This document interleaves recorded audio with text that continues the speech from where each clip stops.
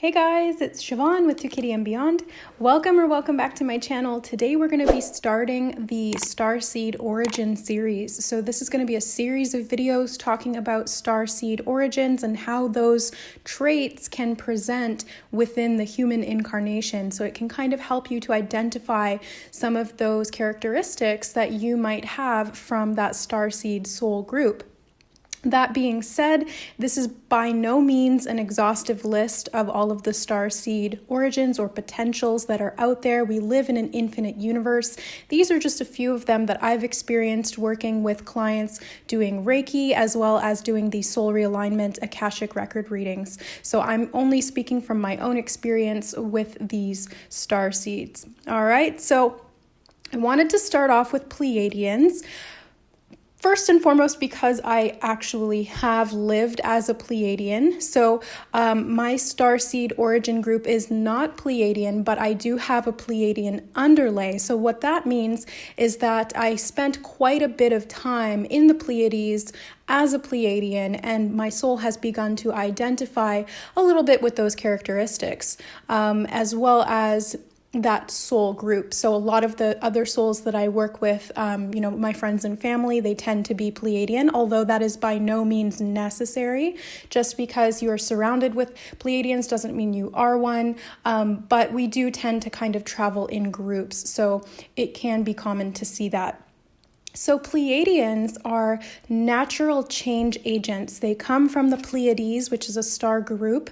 There are the three sisters, so there's actually 3 stars, multiple different planets. But the Pleiadians exist within multidimensional sort of consciousness. They kind of go from 4th and 5th dimensional consciousness up. They do have physical bodies, but they are much more energetic in nature. They really function on the creation through consciousness. So everything that they do is really based from the heart, as well as from the mind and the consciousness projection, being able to create your reality. I have some recollections of what it was to be a Pleiadian, so I'll insert some pictures that I could find online that kind of match or are similar to what I was seeing of myself. I did a QHHT session with a client.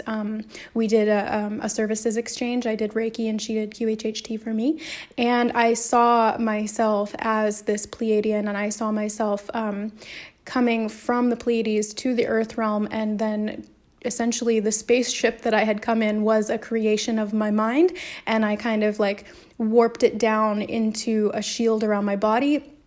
I turned myself into a light being form, and then I incarnated here. So very interesting. If you guys want to hear the full story, I will link the video that I talk about that in, if I can find it, up above there. But yeah, I saw myself as this very pale skin, tall, sort of thin limbs, looked like a human, but like different. I had very oval shaped face, almost iridescent pale skin, and large blue eyes. I had pure snow white hair that was really long and straight, and my eyes were blue, like piercing blue. And so that was interesting to see that kind of version of myself. But back to Pleiadians and how you may be presenting with these traits if you do resonate with that Pleiadian soul group. Pleiadians are really fantastic change agents. They come to this realm to create change. They're often very passionate, very verbal as well, and they tend to be excellent communicators. So they're often found in the realms of public speaking or, content creation or communication, or motivational speaking is like a big thing for Pleiadians. So they tend to gravitate to kind of those areas where their voice will be heard and where they can create change through their voice. Obviously, that's what I'm doing here. So I fit that category quite well. They're also very good visionaries and teachers. So they often have a really great big picture sort of vision that they want to create. And then they want to teach that. So they want to learn how to do that in this physical realm and then share that with others. If they had a motto for Pleiadians, it would be just do it. It's like Nike, just do it. Pleiadians are all about action and they like to try new things. They are, always striving for that next achievement, especially as it relates to the big picture. So they really like to see things come to fruition by taking action. Now, that being said, they do struggle with follow through. So Pleiadians can find it very difficult to maintain consistent action. They tend to be very spontaneous. They get bored easily as well. They like to try lots of new things. So they can kind of seem like they're all over the place or they're a bit flaky. That's completely normal and it's okay. Not all Pleiadians are going to present like that, but I know, speaking from my own experience, I definitely struggle with that.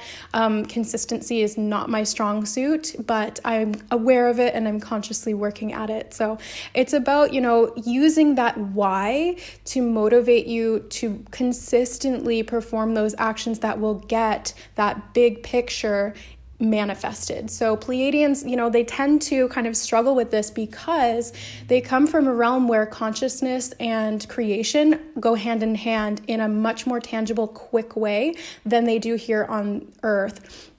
On Earth, we're kind of in this third, fourth dimensional matrix, and so it takes a lot more thought, consciousness, intention, as well as physical action to actually get something to manifest. That doesn't mean that it can't manifest quickly, but it's not instantaneous, right? And Pleiadians come from a realm where it's pretty much instantaneous all the time. You think of something and it's right there in front of you. So that's why they kind of struggle with that consistency. They're easily distracted because they want to do so many things. They have all of these really great big ideas. They're visionaries, they're dreamers. They really have this higher concept of what they want to see and create in the world and for themselves. But again, it's kind of like, well, there needs to be patience, there needs to be planning, there needs to be strategy, which is not necessarily a Pleiadian strong suit. So that's why Pleiadians can really benefit from teaming up with other starseed origin groups, in the human form, who are actually really good at planning and strategizing, like Sirians. So we will talk about Sirians in one of the next episodes, but Pleiadians are these absolutely amazing leaders when they are really in alignment with their purpose, their goal, and their vision, and they're acting in a really inspired way. They're visionaries that really bring people together. They unite people with that idea, with that vision. It's like people can see it. They're the artist, they're the dreamer, they're the one who's got this great idea, and then it brings people together. And then there can be other people who come in who are more practical and grounded, who can help to kind of get it off the ground. Not to say that Pleiadians can't do that for themselves, because they most certainly can. It requires a little bit more work and focus, Pleiadians tend to be a little bit distractible, like I was saying, and many of them do present with ADHD or ADD. Now, that is not a clinical diagnosis. If you're Pleiadian, that doesn't mean you have ADHD or vice versa. It's a correlation, not a causation. But there's many different reasons for that, which I won't go into here. But so like I said, Pleiadians, not great with detail implementation. They're not great with the step-by-step, but they can if they're patient and they're willing to learn through the process, which some of them really are, because Pleiadians love to learn. They love to learn because they love to teach, and those two things really go hand in hand. If you're a teacher, you're also a learner. If you're a learner, most likely you're a teacher too, especially if that's something that you feel really drawn to over the course of your life. If you feel like teaching, you're a learner. Pleiadians are also very, very charming. They tend to just have very, not always bubbly personalities, but they can be very bubbly, very just kind of, charming. Like, people are drawn to them. They have this really warm personality. They can also be very bold and eccentric.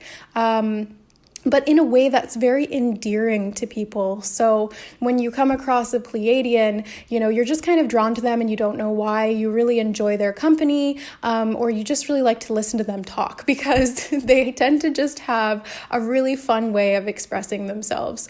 Now, Every soul group, every energy in general, has both a functional expression and a dysfunctional expression, and Pleiadians are no exception to that. So along with struggling with implementation, organization, and focus, another dysfunctional aspect of Pleiadians can show up as manipulation to fulfill their own visions. So if you're listening to this and you're resonating as a Pleiadian and you find yourself wanting to skip steps to get where you need to go, it's really important not to do that. It's really important to stay in your integrity and to really pursue that bigger vision or that goal with authenticity, which is that soul level authenticity, which is all about being in alignment, not cutting corners, not skipping steps, not, manipulating the people or the things around you to try and get what you want.